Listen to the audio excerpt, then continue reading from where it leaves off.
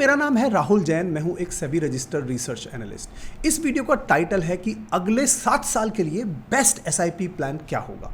अब यहां पर दो चीज़ों की बात करी मैंने, पहला अगले 7 साल और दूसरा बेस्ट एसआईपी प्लान। पहले पॉइंट पे बात करते हैं कि 7 साल की ये बात मैं क्यों कर रहा हूँ। वो इसलिए कि हमें ये डेटा दिखाता है कि अगर हम मिनिमम 7 साल के लिए एसआईपी करें तो हमारे लॉस होने के चांसेस बहुत कम हो जाते हैं। आप मेरे स्क्रीन पे देख सकते हैं निफ्टी 50 की अगर मैं बात करूं 1999 यानी 1999 से अगर आपने कोई से भी समय 7 साल के लिए मिनिमम एसआईपी करी होती तो 0% चांस था नेगेटिव रिटर्न होने के, लॉसेज होने के लिए। तो मिनिमम 7 साल लेके चलना है एसआईपीज के लिए, क्योंकि 1, 2 या 3 साल में हो सकता है कि एसआईपीज नेगेटिव रिटर्न दे दें, इसीलिए मैंने 7 साल का यहाँ पे पीरियड रखा है। तो ये तो हुआ पहला पॉइंट। अब आते हैं दूसरे पॉइंट की तरफ कि बेस्ट एसआईपी प्लान क्या होगा। तो देखो, मैंने बहुत सारी रिसर्च करी है, बहुत सारा एनालिसिस करा है, उसके बेसिस पे मैं आपको ग्रोथ, जहाँ पे हमें ग्रोथ भी हो और जहाँ पे हमें रिस्क भी या हेजिंग भी हमारी रहे, वो मैं समझाने वाला हूँ। बहुत सिंपल लैंग्वेज यूज़ करके, एग्जाम्पल के साथ, पूरा डेटा के साथ सब कुछ सिखाने वाला हूँ। वीडियो को स्किप मत करिएगा, आधा अधूरा ज्ञान मतलब डेंजरस ज्ञान। ठीक है, चालू करते हैं। पहली चीज़ जो मैं करूंगा अपने एसआईपी प्लान में, मैं एक मिड कैप इंडेक्स या म्यूचुअल फंड को इंक्लूड करूंगा। इंडेक्स को करना है कि एक्टिव को करना है वो बाद में बात करेंगे। मिड कैप को चूज करूंगा। मिड कैप को क्यों? मिड कैप का आपको मतलब समझ में आता ही होगा, स्टॉक नंबर 100 से लेके स्टॉक नंबर 250। ठीक है, अब मिड कैप एक इंडेक्स होता है जिसको हम कहते हैं mid cap 150 index. Mid cap की बात इसलिए कर रहा हूं कि पिछले 20 साल का डेटा आप देखिए, निफ्टी मिड कैप इंडेक्स ने सारे ब्रॉड इंडेक्सेस से बहुत अच्छे रिटर्न्स दिए हैं। 20 साल का डेटा देखें तो 15.6% की एनुअल रिटर्न्स आई हैं निफ्टी मिड कैप में, वर्सेस निफ्टी 100 जहां पे 12.5, स्मॉल कैप 13.1 एंड निफ्टी 500 जो टोटल स्टॉक मार्केट है 12.6। 20 साल ही नहीं, अगर आप 15 साल देखें, 10 साल देखें, 5 साल देखें, 3 साल देखें, 1 साल देखें, कोई भी पीरियड देखेंगे अगर आप इनमें से, तो आपको पता लगेगा कि हर पीरियड में मिड कैप स्टैंड आउट करता है as compare to large cap, as compare to small cap and as compare to the overall stock market of India, Nifty 500 जिसको हम कहते हैं।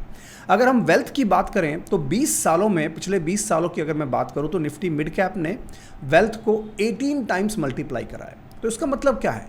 मिड कैप एक ऐसा सेगमेंट है हमारे स्टॉक मार्केट का जो काफ़ी तेज़ी से ग्रो करता है। ठीक है, तो ये हुआ रीज़न मैं मिड कैप को क्यों इंक्लूड करूंगा। अब मैं मिड कैप में कैसे इन्वेस्ट करूंगा, उससे पहले एक और चीज़ समझ लेते हैं कि देखिए, मिड कैप और स्मॉल कैप बहुत वॉलेटाइल होते हैं, इसीलिए मिनिमम 7 ईयर का एसआईपी का जो पीरियड है ना, वो बहुत इंपॉर्टेंट है। आप डेटा देख लीजिए मेरे स्क्रीन पे और आपको पता लगेगा कि अगर साल में मानो 100 दिन होते तो 100 दिन में से 48 दिन मिड कैप अपने पीक से 10% गिरा हुआ होता है। स्मॉल कैप 64 दिन, 64 दिन 100 डेज में से 10% से ज़्यादा से गिरा हुआ होता है। तो mid cap and small cap ना बहुत ज़्यादा वॉलेटाइल होते हैं, ज़्यादातर टाइम अपने पीक से ये डाउन ही रहते हैं। तो इस सब से अगर आपको डर लगता है तो मिड कैप आपके लिए सूटेबल नहीं है। लेकिन मैं एज्यूम करके चल रहा हूँ कि मिड कैप अगर आप होल्ड कर सकते हो 7 साल के ज़्यादा समय के लिए, आपके लिए वेल्थ बनाने की गोल्डन अपॉर्चुनिटी है। इनफैक्ट एलोकेशन की भी बात करूंगा कि इसमें कितना हमें पैसा डालना है। ठीक है, बट मोटा मोटा ये समझ में आ गया कि मिड कैप में ग्रोथ है और वॉलेटिलिटी भी है, हमें दोनों को मैनेज करना है। अब मिड कैप में अगर आपको इन्वेस्ट करना है तो 2 चॉइसेस हैं। पहला तो है कि हम प्लेन इंडेक्स फंड चूज़ कर लें, हमें कोई भी एक्टिव म्यूचुअल फंड चूज़ ना करें। ठीक है, और दूसरा है कि हम एक्टिव म्यूचुअल फंड चूज़ करें। तो पहले इंडेक्स फंड की बात कर लेते हैं। तो मेरे स्क्रीन पे आप देख सकते हैं 10 मैंने यहाँ पर इंडेक्स फंड्स को रखा हुआ है। इनको किस ऑर्डर में रखा है? मैंने इनको 3 इयर्स की एवरेज रोलिंग रिटर्न्स की ऑर्डर में रखा है। एंड आपको क्या पता लगेगा कि जो शुरू के 5 या 6 हैं उनमें हार्डली कोई डिफरेंस है रिटर्न्स में। ठीक है, तो इंडेक्स फंड्स में तो होता क्या है ना, सिंपली इंडेक्स को वो ट्रैक कर रहा है। ठीक है, रिटर्न्स में बहुत ज़्यादा फर्क नहीं होते। इनफैक्ट सिंपलेस्ट ऑप्शन होता है कि हम इंडेक्स फंड्स में इन्वेस्ट करें। इनमें से मेरी कोई भी रिकमेंडेशन नहीं है, मैंने आपको सिर्फ एक सैम्पल के लिए, एग्जाम्पल के लिए कि आप कैसे चूज़ कर सकते हैं। आप 3 साल के एवरेज रोलिंग रिटर्न देख लीजिए, आप एएमसी की रेपुटेशन देख लीजिए, आप उनकी ट्रैकिंग एरर देख लीजिए, ये सारी चीज़ें देख के आप इनमें से चूज़ कर सकते हैं। तो ये तो हुआ पैसिव इन्वेस्टर्स के लिए। दूसरा, अगर आपको एक्टिव म्यूचुअल फंड चूज़ करना है, क्योंकि कुछ एक्टिव म्यूचुअल फंड्स इन इंडेक्स फंड से बेटर रिटर्न्स दे भी सकते हैं, तो उसके लिए मैंने एक ये वीडियो क्रिएट करी थी कि कैसे अच्छे म्यूचुअल फंड्स चूज़ करने हैं। इस वीडियो को ज़रूर देख लेना, आपको आइडिया आ जाएगा कि कैसे आप वो सेलेक्ट कर सकते हो। बट ओवरऑल अगर मैं कहूँ, मेरा पहला इंक्लूजन होगा मेरे एसआईपी प्लान में मिड कैप फंड, चाहे वो एक्टिव है चाहे वो पैसिव है। अब मैं लास्ट पॉइंट पे आता हूं मिड कैप के बारे में कि मैं इसमें कितना एलोकेशन अपनी एसआईपीज का करूंगा। तो मेरे हिसाब से इसमें एलोकेशन आपका 20 to 40% ऑफ योर एसआईपी होनी चाहिए, ठीक है। Minimum 20%, maximum 40%। 40 से ज़्यादा जाओगे तो बहुत ज़्यादा आप कॉन्सेंट्रेटेड पोर्टफोलियो बना रहे हो, 20 से कम जाओगे तो वो मतलब बहुत ज़्यादा डाइवर्सिफाइड हो जाएगा, उसमें फिर अपने रिटर्न्स बनने के चांसेस कम होता जाते हैं। तो 20 to 40% का एक अच्छा एक रेंज है, अपनी रिस्क एपेटाइट के हिसाब से आप इसमें चूज कर सकते हैं। 20 to 40% का मतलब सिंपल है कि मान लीजिए आप 10,000 रुपये की पर मंथ एसआईपी करना चाहते हैं तो 2,000 से 4,000 रुपये के बीच में मिड कैप में अगर आप इन्वेस्ट करें तो आपको ग्रोथ मिल सकती है। तो ये हुआ पहला इंडेक्स फंड या म्यूचुअल फंड या ईटीएफ, जो भी आपको चूज करना हो, जो आप अपने एसआईपी प्लान में इंक्लूड कर सकते हैं। अब चलते हैं दूसरे की तरफ। दूसरा और भी इंपॉर्टेंट है, जिसको बहुत लोग इग्नोर करके गलतियां कर रहे हैं, उसके बारे में भी डिस्कशन बहुत ज़रूरी है। Let's go to number 2 now. मेरा सेकंड इन्वेस्टमेंट होगा यूएस स्टॉक मार्केट में। अब यूएस स्टॉक मार्केट का नाम सुनते ही लोग सोचते हैं यार अभी तो बहुत ज़्यादा रैली हो रही है, ओवर वैल्यूएशन है एटसेट्रा। देखो हम यहाँ बात कर रहे हैं एसआईपीज़ की और हम बात कर रहे हैं 7 साल से ज़्यादा लंबे पीरियड की। मैं आपको डेटा दिखाना चाहता हूँ। ये नैस्डैक के रिजल्ट्स आप मेरे स्क्रीन पर देख सकते हैं। पिछले 20 साल में नैस्डैक ने INR टर्म्स में 21.3% के एनुअल रिटर्न्स दिए हैं। S&P 500 ने 15.5% के एनुअल रिटर्न्स दिए हैं। मैं मानता हूं कि पिछले एक साल में रिटर्न्स बहुत ज़्यादा आए हैं। फॉर एग्जांपल नैस्डैक के 59% आए हैं और S&P के 44.2% आए इंडियन रुपीज़ में। इससे जो लॉन्ग टर्म का डेटा है वो भी थोड़ा बढ़ गया है नेचुरली, आई एग्री। बट मैं आपको फिर भी 3 साल के रोलिंग रिटर्न्स दिखाता हूँ, वो भी देख लीजिए आप। 3 साल के रोलिंग रिटर्न्स अगर आप 2008 से देखेंगे तो पता लगेगा कि एवरेज नैस्डैक के रिटर्न्स आए तकरीबन 20.9%। ये भी छोड़िए, चलिए मैं आपको दिखाता हूँ एसआईपी रिटर्न्स, ठीक है। तो नैस्डैक के एसआईपी रिटर्न्स अगर आप देखते हैं INR की टर्म्स में, इंडियन रुपीज़ की टर्म में, तो पिछले 15 साल में 23%, 10 साल में 22.93%, 7 ईयर्स में 22.17%। अगर आप इसका लॉन्ग ड्यूरेशन भी देखेंगे तो INR टर्म्स में अच्छे रिटर्न्स आए। सिंपल रीज़न है, एक तो INR डेप्रिशिएट होता है, हमारी करेंसी डेप्रिशिएट हो रही है हर साल ऑलमोस्ट 3% से, और दूसरी बात यूएस में टेक्नोलॉजी कंपनीज काफ़ी ज़्यादा ग्रो कर रही हैं। वो उनके पास एक मोट है जो हमारी और बाकी ग्लोबल कंपनीज में नहीं है, बहुत लिमिटेड है। चाइना में थोड़ा है, कोरिया ताइवान में अभी देखने मिल रहा है, बट ओवरऑल वो जो ग्रोथ है टेक्नोलॉजी की वो यूएस में दिखाई दे रही है, ठीक है। तो ये हुआ second inclusion which is US. अब आप कहोगे यूएस स्टॉक मार्केट में हमें कहाँ इन्वेस्ट करना चाहिए, कहाँ एसआईपी करनी चाहिए, तो मैं आपको 2-3 चीज़ें बताने वाला हूँ, वेरी क्विकली लाइव दिखाने वाला हूँ, बहुत इंटरेस्टिंग है, आप वीडियो को देखते रहिए। अब देखिए यूएस इन्वेस्टिंग के लिए ना मैंने वेस्टेड प्लेटफॉर्म पे लॉगिन कर लिया। मैं यूएस इन्वेस्टिंग के लिए वेस्टेड प्लेटफॉर्म ही यूज़ करता हूँ। तो यहाँ पर अपने पास 2 चॉइसेस हैं, हमें नैस्डैक 100 या S&P 500 दोनों इंडेक्स में अगर एसआईपी करनी है तो वो कैसे करते हैं लाइव देख लेते हैं। तो सबसे पहले नैस्डैक 100 बेस्ड इंडेक्स की बात कर लेते हैं। तो उसमें 2 ETFs आते हैं। तो फॉर एग्जांपल पहला ETF आता है QQQ, okay, Invesco QQQ trust. ये ETF नैस्डैक 100 इंडेक्स को फॉलो करता है, ठीक है। अब इस ETF की मैं अगर बात करूं तो इस ETF में बहुत इजीली आप एसआईपी कर सकते हो। सिंपली आप यहाँ एसआईपी बटन पे जाएंगे, अपनी अमाउंट यहाँ डाल देंगे, ओके। मान लीजिए आपको $10 हर वीक या हर मंथ की एसआईपी करनी है तो आप यहाँ पर वो एंटर कर सकते हैं। $10 यहाँ पर एंटर कर सकते हैं आप, और फ्रीक्वेंसी सेट कर सकते हैं, डेली कर सकते हैं, वीकली कर सकते हैं, एवरी 2 वीक कर सकते हैं, एवरी मंथ कर सकते हैं, ठीक है। स्टार्ट डेट अपनी यहाँ पर डाल सकते हैं आप, कब से एग्जीक्यूट आपको करनी है, और टाइम भी डालकर आप इसको रिव्यू कर सकते हैं। मैं वीकली एसआईपीज अभी कर रहा हूँ, हर मंडे मैं वीकली एसआईपी मेरी चल जाती है, ठीक है। अभी जैसे आप देख सकते हैं 1 ऑनगोइंग एसआईपी है, इस पर क्लिक करूँगा तो दिसंबर 2025 से ये वाली एसआईपी यहाँ पर चालू है, ठीक है। अब ये हुआ पहला ETF। अब इस ETF के बारे में मेरी कोई रिकमेंडेशन तो नहीं है। अब इस ETF के बारे में थोड़ी और जानकारी लेते हैं, फिर मैं दूसरे ETF की तरफ भी आऊंगा। तो इस ETF में अभी $480 बिलियन की एसेट्स हैं। इसका एक्सपेंस रेशियो आप मेरे स्क्रीन पे देख सकते हैं 0.18% है, ठीक है। अब अगर मैं आपको दूसरा ETF दिखाऊं, इसका एक छोटा भाई या छोटी बहन है जिसको हम कहते हैं QQM, ओके। ये भी इन्वेस्को का ही है। ये थोड़ा सा छोटा ETF है, इसमें अभी जो एसेट्स हैं $96 बिलियन के आसपास हैं, कम है पहले वाले से, लेकिन इसका एक्सपेंस रेशो थोड़ा कम है, 0.15% है। तो दोनों में से आप कोई सा भी चूज़ कर सकते हैं, कोई बहुत ज़्यादा फर्क नहीं आएगा, दोनों में रिटर्न्स बहुत ही सिमिलर आएंगे, ठीक है। एक्सपेंस रेशो थोड़ा सा दूसरे वाले का कम है, लेकिन पहले वाले की लिक्विडिटी ज़्यादा है, उसका वॉल्यूम ज़्यादा है। क्योंकि अगर मैं आपको वॉल्यूम दिखाऊं तो यहाँ पे 6.18 मिलियन के वॉल्यूम है, यहाँ पर कितना है 536,000। तो ये कम लिक्विड है as compare to the first one, लेकिन इसमें भी लिक्विडिटी एनफ है। ऐसा कुछ भी नहीं है कि आप दोनों में से कौन सा चूज करें, ये आपकी मर्जी है, आप दोनों में से जिसमें भी कंफर्टेबल हो चूज कर सकते हैं। तो ये तो हुआ नैस्डैक का ऑप्शन।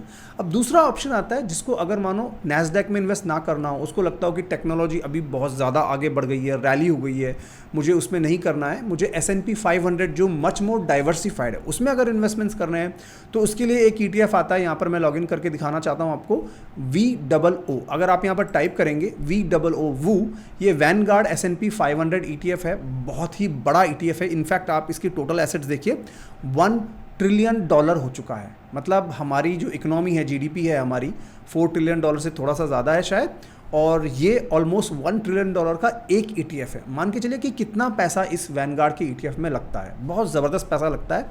और इसका एक्सपेंस रेशो देखिए कितना कम है, इसका एक्सपेंस रेशो 0.03%। सो लिटरली अगर इस ETF में आपको SIPs करनी हो तो आपकी कॉस्ट ऑफ SIP जो है बहुत कम है, 0.03% है। सेम प्रोसेस है, यहाँ पर आप SIP पे जाएंगे, यहाँ पर आप अपनी इंस्टॉलमेंट अमाउंट डाल देंगे और अपना फ्रीक्वेंसी चूज़ कर लेंगे, बेस्ट SIP स्टार्ट डेट कर लेंगे एंड यहाँ पर अपना ऑर्डर प्लेस कर देंगे। तो ये हुआ आप US स्टॉक मार्केट में इन्वेस्ट करने के लिए क्या दो तरीके हैं, नैस्डैक है, S&P है, दोनों को मैंने लाइव आपके सामने दिखा दिया है। अब इसमें क्वेश्चन आता है कि राहुल इसमें हमने वेस्टर प्लेटफॉर्म को ही क्यों चूज़ करा है, और भी क्या ब्रोकर्स वगैरह हैं, और भी प्लेटफॉर्म्स हैं।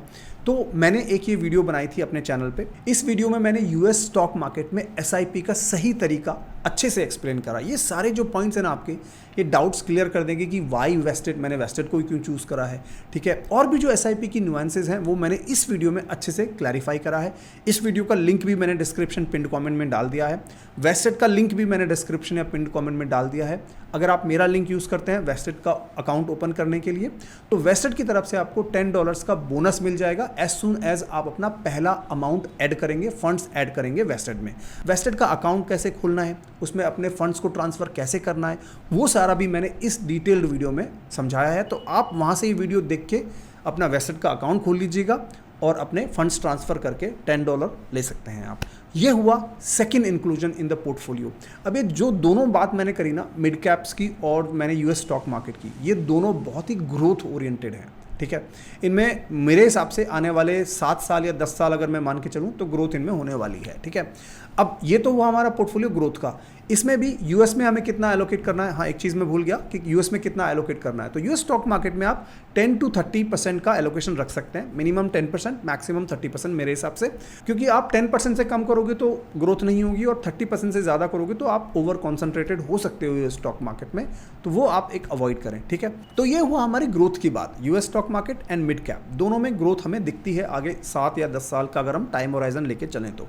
ऑफकोर्स बहुत सारी रिस्क होंगी ड्यूरिंग द पीरियड, मार्केट गिर भी सकता है, क्रैश भी हो सकता है। US स्टॉक मार्केट में ये पॉसिबिलिटी है कि थोड़ा करेक्शन ज़्यादा हो सकता है, ये पॉसिबिलिटी है। लेकिन SIP का पर्पज़ यही है कि आप कभी भी एक प्राइस पे सब कुछ नहीं खरीद रहे हो, आप उसको स्टैगर कर रहे हो और आपकी प्राइस जो होगी वो एवरेज हो जाएगी, ठीक है।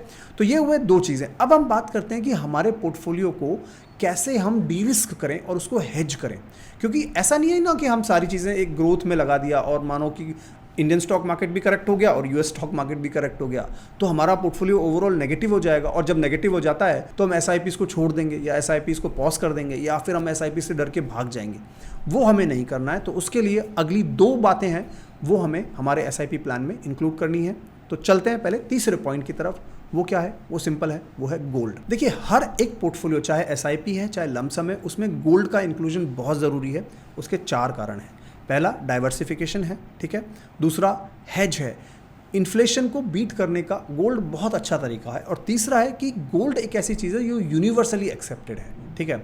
कहीं भी चले जाइए आप गोल्ड को बहुत इजीली बेच देंगे। और चौथा है कि गोल्ड को सेफ हेवन माना जाता है। जब भी कहीं बाहर कोई क्राइसिस हो रही होती है जनरली सब लोग गोल्ड की तरफ झुक जाते हैं क्योंकि वो गोल्ड ग्लोबली एक्सेप्टेड एक एसेट है। तो इन 4 रीजंस की वजह से आपके SIP प्लान में भी गोल्ड को एक जगह होनी चाहिए, ठीक है। अब गोल्ड में ना इन्वेस्ट करने के बहुत सारे तरीके हैं, ठीक है। आप ETFs ले सकते हो या आप म्यूचुअल फंड्स ले सकते हो या आप फिजिकल गोल्ड ले सकते हो। लेकिन मेरे हिसाब से SIP करने के लिए गोल्ड में म्यूचुअल फंड्स बेस्ट ऑप्शन है। तो उसके लिए मैं आपको लाइव दिखाना चाहता हूं। मैं अपने यहाँ पर डीमैट अकाउंट में लॉगिन कर चुका हूं और आप यहाँ पर देखिए मेरे स्क्रीन पे बहुत सारे गोल्ड के म्यूचुअल फंड्स आ रहे हैं। इनमें से किसी पे भी क्लिक कर लीजिए। मान लीजिए मैंने पहले वाले पे क्लिक कर लिया, ठीक है। अब कोई रिकमेंडेशन नहीं है, लेकिन आप यहाँ पर एक चीज़ देखिए, जब आप SIP बटन पे क्लिक करते हैं यहाँ पर, तो आप नीचे आते हैं तो आपको क्या पता लगेगा, फ्रीक्वेंसी में आप चाहें तो हर दिन गोल्ड खरीद सकते हैं, डेली भी पॉसिबल है। ETFs में ये डेली वाला ऑप्शन मुझे अभी तक ब्रोकर्स में देखने नहीं मिला है। म्यूचुअल फंड्स में ये ऑप्शन बहुत इजीली है, डेली कर सकते हैं, वीकली कर सकते हैं, 15 दिन में खरीद सकते हैं, क्योंकि गोल्ड की प्राइसेस को टाइम करना इम्पॉसिबल है। कभी गोल्ड बहुत तेज़ी से भागता है, कभी करेक्ट हो जाता है, अभी तो बहुत वॉलेटाइल चल रहा है। तो ऐसे में अगर आप डेली खरीदना चाहें गोल्ड तो वो खरीद सकते हैं आप। उसमें भी आप मिनिमम जो भी अमाउंट होगी, 1000 रुपये या 500 रुपये का मिनिमम जो भी आप खरीदना चाहें, मंथली, वीकली, डेली, वो पॉसिबल है। ये सारा ETFs में पॉसिबल नहीं होता है। दूसरी बात, बहुत लोग ये बोलते हैं कि गोल्ड ETF जो होते हैं ना, उनमें एक्सपेंस रेशो बहुत कम होता है, म्यूचुअल फंड में बहुत ज़्यादा होता है, तो वो मिसलीडिंग है। ओके, यहाँ पर आप एक्सपेंस रेशो देखिए क्या है, 0.25%। ओके, अब ये एक्सपेंस रेशो हो सकता है थोड़ा सा ज़्यादा हो ETF से, लेकिन ऐसा नहीं कि आप गोल्ड म्यूचुअल फंड्स में डबल एक्सपेंस रेशो पे कर रहे हो। इसकी पूरी कैलकुलेशंस डिटेल में मैंने इस वीडियो में गोल्ड SIP का सही तरीका इसमें समझा है। क्यों मुझे लगता है कि म्यूचुअल फंड्स बेटर है गोल्ड में SIP करने के बजाय ETFs के। बाय द वे, ETFs बहुत अच्छा इंस्ट्रूमेंट है अगर आपको लमसम गोल्ड खरीदना हो, ठीक है, बहुत ही अच्छा है, लेकिन और भी कुछ चीज़ें हैं जो आपको कंसिडर करनी होंगी। और देयरफॉर अगर आप ये वीडियो देखेंगे गोल्ड SIP का सही तरीका, आपको अच्छे से समझ में आ जाएगा कि मुझे पर्सनली म्यूचुअल फंड क्यों अच्छा लगता है। मेरी SIP चल रही है गोल्ड म्यूचुअल फंड में ऑन वीकली बेसिस, और ये कंटिन्यूसली चलती रहेगी, क्योंकि मुझे लगता है म्यूचुअल फंड्स एक बेटर ऑप्शन है गोल्ड में SIP करने का।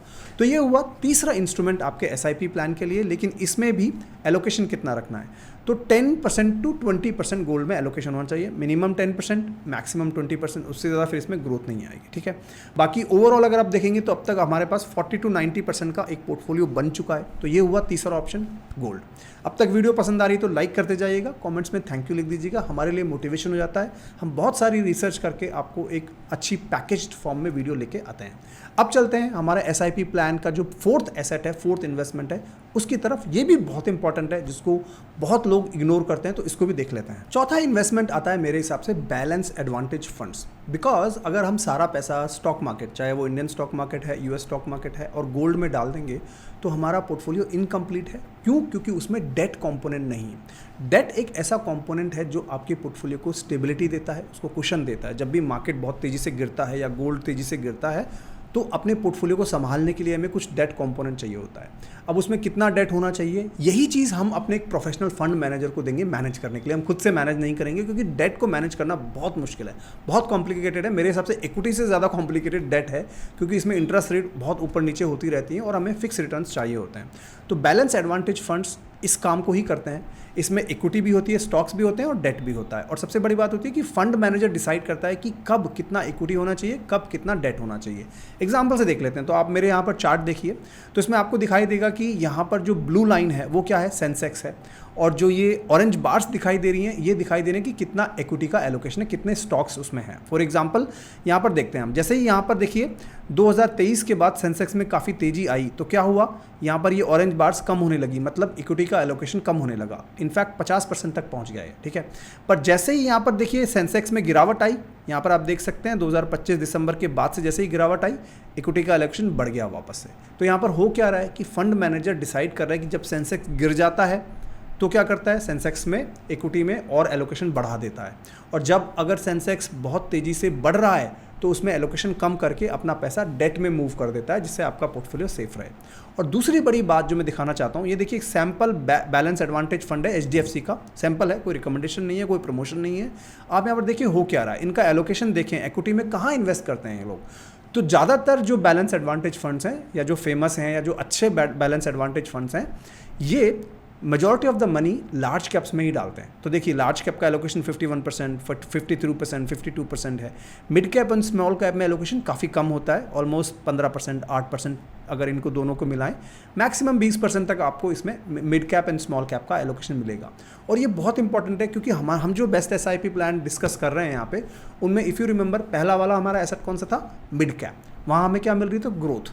यहाँ अगर हमें लार्ज कैप डोमिनेटेड फंड मिल रहा है तो हमारा डाइवर्सिफिकेशन भी हो रहा है यहाँ पर, हम लोग एक्स्ट्रा मिड कैप भी नहीं ले रहे हैं और यहाँ पर लार्ज कैप इंक्लूडेड भी है और साथ में डेट भी है। यहाँ पर देखिए आप, इक्विटी यहाँ पर कितना है 70%, बाकी रिमेनिंग क्या है, सारा डेट है 30%। अब ये 70-30 रेशियो कोई फिक्स नहीं है, ये चेंज होता रहता है, कभी ये 60-40 हो जाएगा या कभी ये 50-50 भी हो सकता है, कभी ये 80-20 भी हो सकता है। इसीलिए कहते हैं कि डायनेमिक एसेट एलोकेशन फंड में फंड मैनेजर आपके लिए डिसाइड कर रहा है based on various parameters, macro environment क्या है, इंटरेस्ट रेट्स कैसी हैं, स्टॉक मार्केट का आउटलुक कैसा है, उन सब बेसिस पे डिसाइड करता है कि कितना एलोकेशन होना चाहिए। तो ये हुआ चौथा इन्वेस्टमेंट जो मेरे हिसाब से हर एक एसआईपी प्लान का हिस्सा होना चाहिए। तो हमने टोटल 4 इसमें इन्वेस्टमेंट्स की बात करी है।